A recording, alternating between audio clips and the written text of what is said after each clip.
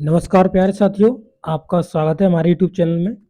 और आपके लिए डीएलएड थर्ड सेमेस्टर का मैथ आपका कंटिन्यूस चल रहा है, जिसके लिए आपको रोज़ 2 क्लास तक दी जाती हैं। तो इसके लिए आपको अच्छे से अपनी प्रिपरेशन करते रहना है डीएलएड थर्ड सेमेस्टर के लिए, क्योंकि आपको पता है आपके जो एग्ज़ाम हैं वो मैं बताता चलूँ आपको। आपके मई के समथिंग आपका जो 2021 वाला बैच चल रहा है उसका डीएलएड थर्ड सेमेस्टर होने वाला है। तो उसके लिए आप अच्छे से अपनी तैयारी को जारी रख पाएँ। और आपका जो मैथ का पोर्शन है वो 25 मार्क्स का आता है, वो आपको पता ही होगा। और इसमें आपके लिए आपको मेहनत करने की ज़रूरत है, क्योंकि अब आप मैथ का जो आपका पोर्शन है वो पिछले सेमेस्टर की अपेक्षा थोड़ा हार्ड हो गया है। तो आप अगर अच्छे से तैयारी नहीं करते हैं तो आपके फेल होने के पूरे चांस यहाँ रहते हैं। तो आप अच्छे से तैयारी करते रहिए। आपने पहले के हमारे वीडियो नहीं देखे तो आप ज़रूर देख लीजिए, क्योंकि मैं यहाँ बहुत ही अच्छी तरीके से आसान भाषा में आपको क्वेश्चनों को डिस्कस कराता हूँ। तो चलिए वीडियो को स्टार्ट करते हैं। और आज क्वेश्चन नंबर 7 हम देखेंगे, क्योंकि हमने इससे पहले 6 क्वेश्चंस को ऑलरेडी डिस्कस कर लिया है। चलिए क्वेश्चन नंबर 7 पर चलते हैं। तो ये सभी आपके एक्सरसाइज के क्वेश्चन हैं। ओके, चलिए देखिए। तो यहाँ पर पूछा हुआ है कि निम्नलिखित में से मध्यानुपाती ज्ञात कीजिए। जब हमने आपको मध्यानुपाती, द्वितीयानुपाती, तृतीयानुपाती, वितत अनुपात, चतुर्थ अनुपात, ये सब कुछ मैंने ऑलरेडी आपको डिस्कस कर रखा है। और अभी ये एक्सरसाइज चल रही है। इससे पहले कि अगर आपने वीडियो नहीं देखे तो आप जरूर देखिए। आपका ऐसा कॉन्सेप्ट हो जाएगा कि आप इन्हें फिर कभी भूल ही नहीं पाओगे, क्योंकि इतना डिटेल में, इतना अच्छी तरीके से मैं यहाँ समझा रहा हूँ कि आपको कोई प्रॉब्लम नहीं होगी। यहाँ चाहे बॉयज़ हों चाहे गर्ल्स हों, स्पेशली मैं गर्ल्स से कहना चाहूँगा, अगर आपका मैथ कमज़ोर है तो आप हमसे ज़रूर जुड़िए। और आप जुड़ेंगे तो आप निराश नहीं होंगे हमारे साथ जुड़ के। आप अच्छे से अच्छे अपनी तैयारी कर पाएंगे, आपको कोई प्रॉब्लम फेस नहीं करनी पड़ेगी। ओके, देखिए पहला क्वेश्चन देखते हैं कि लिखा हुआ है कि इनका मध्यानुपाती ज्ञात करना है। तो हमने देखिए सब कुछ बताया हुआ था कि जैसे मान लीजिए A/B अनुपात में है, बराबर में आपका हो जाएगा क्या, इसे B अनुपात C, और ऐसे ही बराबर में हमने C अनुपात D, इस तरीके से हमने लिया हुआ है। तो अब देखिए यहाँ पे मैंने बताया था कि ये होता है मध्यानुपाती का काम करता है, ये तृतीयानुपाती का काम करता है, और ये चतुर्थ अनुपात का काम करता है। ये सब कुछ मैंने आपको बताया हुआ था ऑलरेडी। तो देखिए इसी फॉर्मेट में हम इनको रखेंगे। मध्यानुपाती पूछ रहा है, यानी ये जो वैल्यू है, यानी इस तरीके से हम लिखते हैं जैसे A/B बराबर में रखते हैं हम B/C। तो यहाँ पर ये जो B का वैल्यू हमें निकालना है, मध्यानुपाती में B का वैल्यू निकालना है, यानी जो ये 4 और 9 दिया होगा ये A और C का वैल्यू दिया होगा। समझ रहे हो ना आप, क्यों B का वैल्यू तुम्हें निकालना ही है यहाँ पे, क्यों यही तो मध्यानुपाती कहलाता है, ये वाला बीच वाला। तो B का वैल्यू तो दिया ही हुआ है, तो हम मतलब B का वैल्यू तो हमें निकालना ही है। तो अब AC का वैल्यू दिया हुआ है, ये जो आपको दिख रहा है ना AC का वैल्यू है, यानी आप इसे लिखेंगे 4 अनुपात, अब B की जगह आप X मान लीजिए, क्योंकि हमें B का वैल्यू निकालना है। तो X मान लिया, समानुपात आपका हो जाएगा X, फिर अनुपात कितना हो जाएगा आपका 9। इस तरीके से आपको लिखना होगा। अब देखिए बाहर बाहर वाले पदों का मल्टीपल होता है, और अंदर अंदर वाले जो पद होते हैं उनका मल्टीपल होता है, यानी उनका गुणा होता है हिंदी में बात करी जाए तो।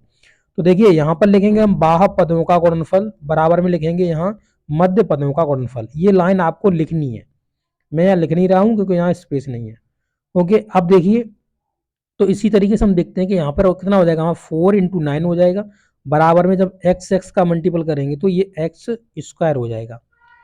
अब यहाँ से जब हम x का वैल्यू निकाल रहे होंगे तो किस तरीके से x बराबर में ये रूट में चला जाएगा, ये पूरा आपका कितना 4 और 9, ये आपका रूट में चला जाएगा 4 और 9। अब इसका हमें फैक्टर कर लेना है। तो किस तरीके से फैक्टर करेंगे, तो x का वैल्यू हम निकाल रहे हैं, तो ये रूट में हमारे पास कितना है 4 है, और यहाँ हमारा 9 है। अब इसका हम फैक्टर कर लेते हैं, तो इसका 4 का हो जाएगा 2 × में 2, और इस 9 का जो हो जाएगा वो कितना हो जाएगा 3 × में 3। आपको पता है कि यहाँ पर ये जो रूट की पावर होती है वो 1/2 होती है। तो जो रूट की पावर 1/2 होती है, यानी 2 का पेयर बनाना होता है हमको। तो यहाँ पे 2 का पेयर बना लेंगे, और ये 3 का पेयर बन जाएगा।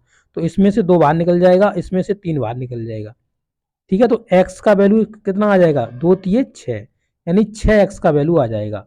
तो क्वेश्चन नंबर 7 का जो आंसर आपका आ जाएगा 6 आ जाएगा। इस तरीके से आप आसानी से इस क्वेश्चन को सॉल्व कर पाएंगे, आपको कोई प्रॉब्लम नहीं होगी।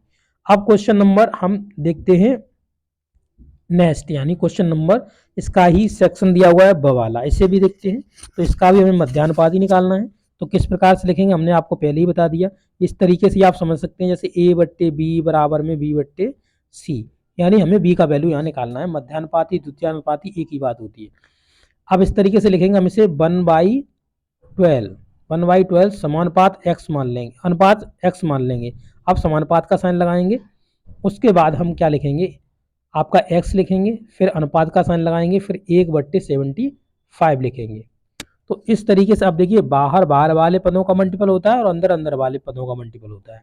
तो अब यही होगा, तो अंदर अंदर वाले मल्टीपल होगा तो एक्स स्क्वायर हो जाएगा, और ये आपका हो जाएगा 1/12 इंटू में 1/75।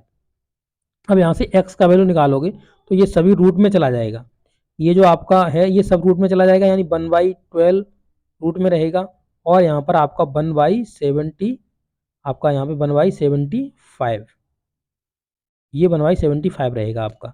तो अब इसका आप निकाल लीजिए x का वैल्यू। तो जब आप x का वैल्यू निकाल रहे होंगे तो x बराबर आपने लिखा है कितना रूट में, तो 1/12 हो जाएगा और 1/75 हो जाएगा। देखिए लिखने के नंबर मिलेंगे वहाँ पे, ऐसे ही लिख के चले आए आंसर तो कुछ नहीं मिलने वाला, ये पहले ही बता दे रहा हूँ मैं। ये जितना भी स्टेप लिख रहा हूँ ना, आपको लिखना होगा वहाँ पे। अब यहाँ पे देख लीजिए, फैक्टर कर लीजिए इसके। तो आप यहाँ से देखिए करेंगे, यहाँ से 1/12 के फैक्टर करिए तो 2 इंटू 2, 2 दूनी 4 और 4 तिये 12, तो इस तरीके से हो जाएगा। अब इसके कर लीजिए 75 के, तो इसके करेंगे 5 और 5 25 और 25 तिये 75, तो इस तरीके से आपके फैक्टर हो गए। अब इसे आप एक क्रम में लिख लीजिए जाके आपके ये वार निकल जाए।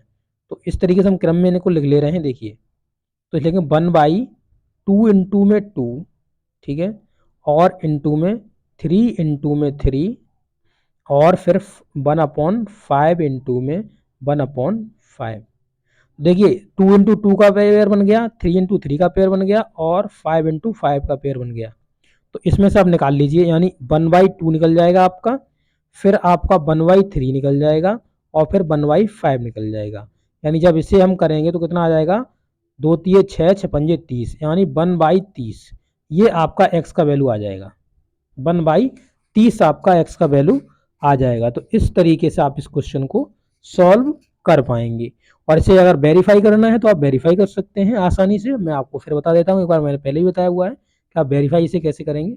मतलब अब ये आगे वाला स्टेप आपको एग्जाम में नहीं लिखना है, पर मैं वेरीफाई करके दिखा रहा हूँ कैसे वेरीफाई होगा। देखिए 1/12 दिया हुआ है, अनुपात में आपको 1/30 आपने निकाल ही लिया है, और समानुपात आपका जो है 1/30, आपका ये 1/30 है, और यहाँ पर जो अनुपात है वो आपका कितना है 1/75। जब इसे सॉल्व करेंगे आप तो आपका बराबर ही वैल्यू आएगा, बार बार का मल्टीपल इसका मल्टीपल।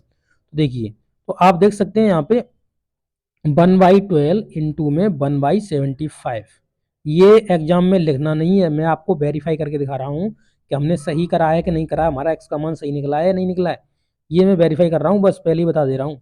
1/30 इंटू 1/30, अब इन्हें आपस में काट लीजिए, ये बराबर आना चाहिए, या आप आपस में इसका मल्टीपल कर दीजिए। आपके कैसे आना चाहिए, बराबर आना चाहिए, मल्टीपल कर लो। तो 12 पंजे यहाँ पे करोगे तो 60 हो जाएगा, 60 का 0, और 12 सत्ते 84, 84 और 6 90, यानी हो गया ये 900। 1/900 हो गया, बराबर में आप देखोगे जब 30 30 का मल्टीपल करोगे तो कितना हो जाएगा 1/900। आप देख सकते दोनों लंग से बराबर आ गया, तो यानी हमने जो एक्स का वैल्यू निकाला वो हमारा सही था, कुछ भी उसमें गलत नहीं था।